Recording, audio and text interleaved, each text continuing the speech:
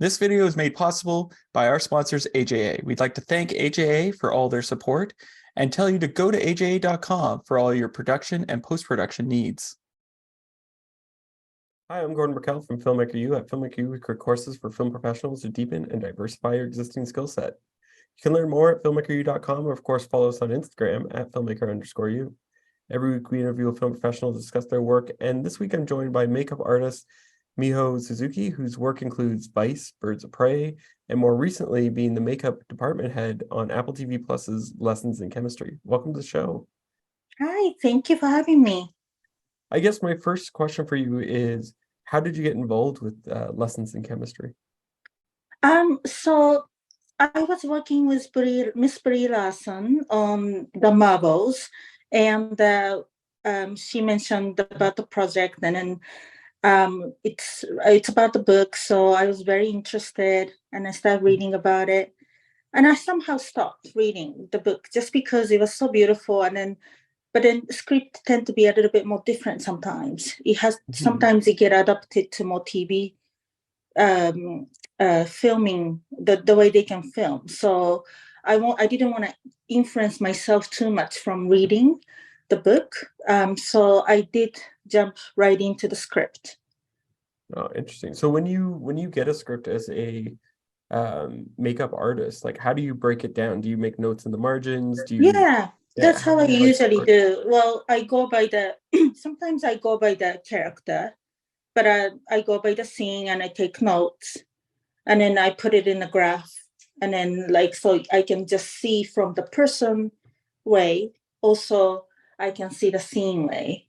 Mm-hmm. So you can look at from every aspect, and then so you don't miss those notes when the scene comes, because we don't shoot the scenes consecutively. It usually jumps right in, like, oh, today we do the scene 2, next scene is going to be scene 10. That happens a lot. So I do make a note, by scene, but also by characters. I got into sound designing at a point when things were just developing. I was really fascinated by the idea that dialogue, effects, and music were all components of the soundtrack to a film, which had never occurred to me before. What gets me excited is coming up with sound ideas that do match picture, but also is not just the equivalent of what you're seeing on screen. I'm Eugene Garrity, and this is my course on sound design.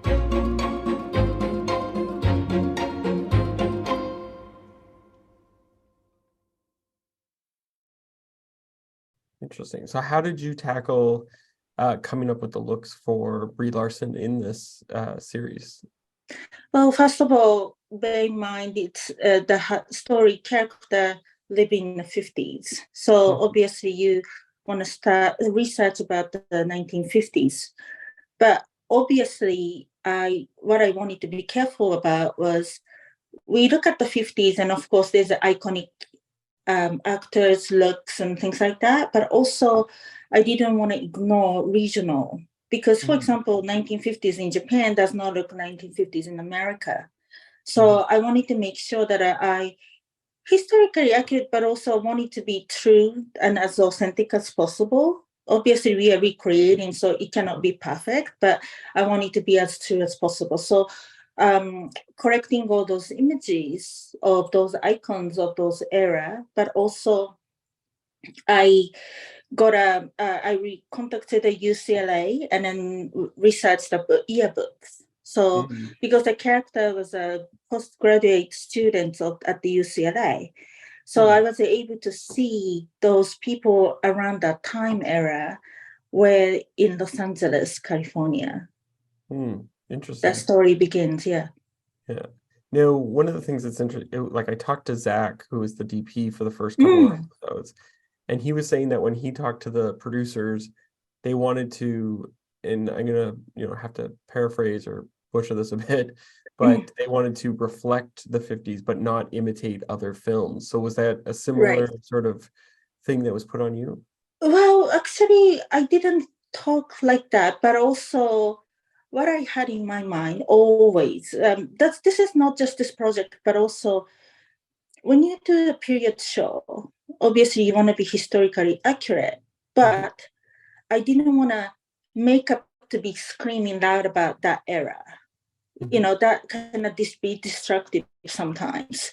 So the essence is there, and it supports the character, supports the time frame. But at the same time, I want it to be, even like when Brie wears a lot of makeup, not so much a lot of makeup in quantity, but more like she starts with very natural. And then when she transitioned to be a TV show host, she gets makeup done by people at the TV station. Then so she has more makeup and appear to have more makeup on. That I wanted to make sure that it has the essence of 50s, but also I wanted the people who audience to be in a story and feel right. And then of course they enjoy the story, but then I want them to forget about makeup. I want them to, wait, she looked so beautiful, but what was she wearing? That was my focus. I didn't want the makeup to take away the scene by being accurate too much. Yeah. Now, one of the things I think of when I think of 50s television is the detail in the broadcast, at least because they were doing 2-inch tape, was not as detailed as we have nowadays. That's right. HD. So, like, how do you create that or reflect that in the makeup? Because obviously we're seeing her right on HD. Right. 4K. So I definitely trying to be accurate with the texture of the products that I use. So that would, because it will pick up a lot. So that would translate correctly. But at the same time, I didn't define a lot. I diffused a lot so that it kind of creates those old texture. When you look at the old film or old TV show, it has that grainy look to it. It's very nostalgic kind of.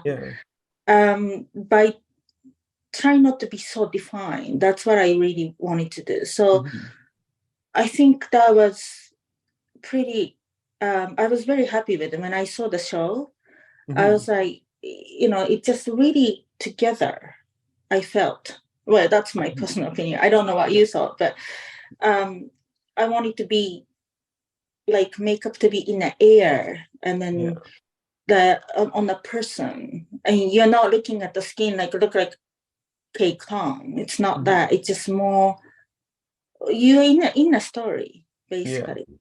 That's what I wanted. Makeup to be disappearing, just to support there as the time frame and time because Brie's character goes through so many years, passing within the 10 years, but little by little, every year she grows as a person, right? So I wanted to add a little bit of something here and say, just to, capture this person's life, but at the same time, you can tell a little bit of time passing. Oh, okay, coming from this student to scientist, and then became a mother, became a TV show host, and became professor. That time frame is not extremely different, but it is different. So that I had to do a little bit of something always. Well, and so what would you say was your favorite look to create? Amongst all that, well, it was just really, well, I can't really, well, I have 3, actually, not 1. But when she starts off, she has very innocent, like young look, which is really hard to achieve because basically you have to make her look like you have nothing. She has nothing on. But of course, for camera, you have to put something on. So in order to make it look like no makeup, I really enjoy doing that by really using what's there. She has a beautiful sun-kissed tan, like not tan, like sun-kissed skin. So I use that, adding a little bit more freckles. So she has a beautiful, pretty freckles. Adding a little bit more to accentuate. So start from that. There was one scene when she became a TV show host, kind of stumble upon to that character, and then this she puts in this dress and the makeup and hair. kind of not forced, but they do Mhm. it, right? It's to be appealing to people for watches, but that's not really her. That Yeah. look was very quick, but I had a lot of fun because, blue eyeshadow, pink lipstick, big eyelashes, it's really not that character. Yeah. So putting that on to her, and if she's being awkward in camera, I was like, that was really fun to do. But the biggest one that I have to say is when she became a TV show host and then control to be like, she takes charge of this role. And then Mhm. now she realized, okay, I want to dress like this. I want to hair like this. I feel comfortable with makeup like this. That look is like, I got inspired by Grace Kelly Mhm. and just really wanted something like 50s, but also sophisticated, elegant, translate her personality, this character's personality strong, and she just live her life, and that's very message for life that she has. Mhm. It doesn't conflict with that personality, but it's still beautiful, and she feel comfortable in it. So that's the look that when she's cooking, that's the look that I really enjoy. Now, what's interesting is with adding so much visual effects nowadays, you've worked with Mm-hmm. Brie on, as you said, the Marvels. And so I'm Mm-hmm. wondering, when you're working on something that's that visual effects heavy, a lot of times in post they'll touch up the makeup. So do you get a chance to work with the VFX teams just to give them some pointers so that they maintain it, or how does that work? I really didn't have much of a discussion with them, Okay.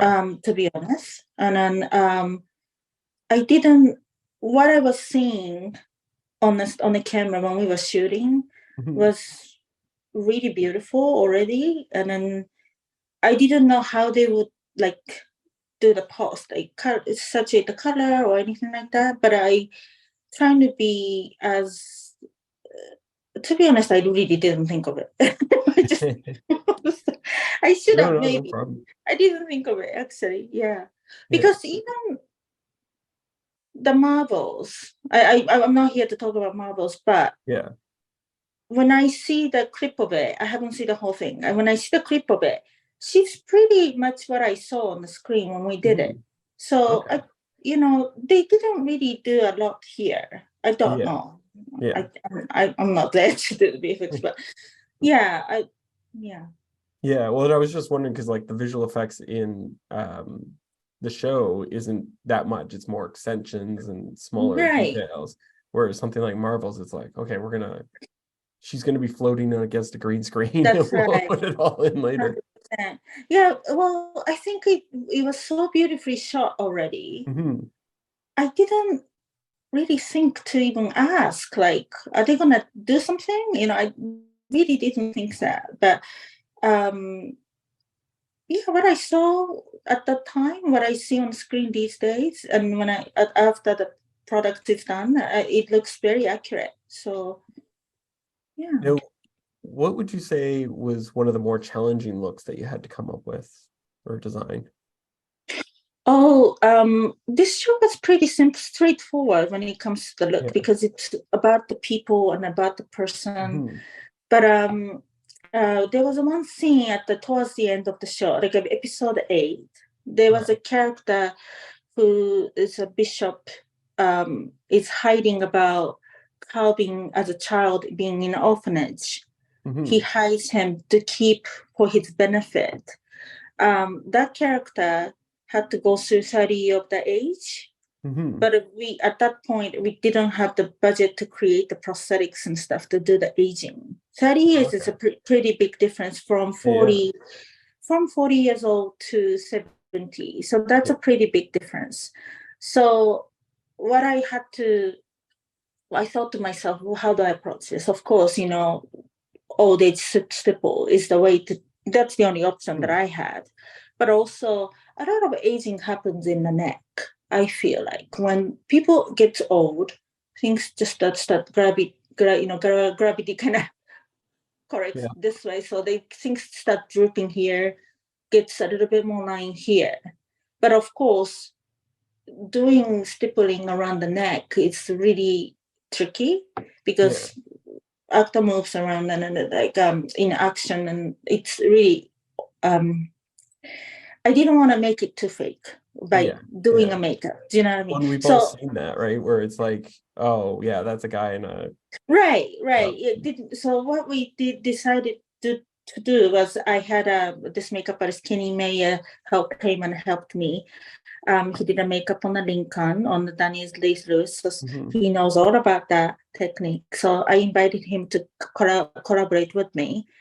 And then we basically did an old technique of aging stipple, but also we ended up hiding neckline by having a beard made, beautiful beard made. So it's like 50s, it's not so much beard, but those person who's living a certain way, lifestyle, they don't really follow through the trend. They stays in the comfortability of who they are. So some people not really bother shaving. So I created a backstory about him. Okay, maybe he's okay to have a shaved beard. So yeah, we ended up be able to achieve that idea of aging pretty subtly, but believably. Interesting.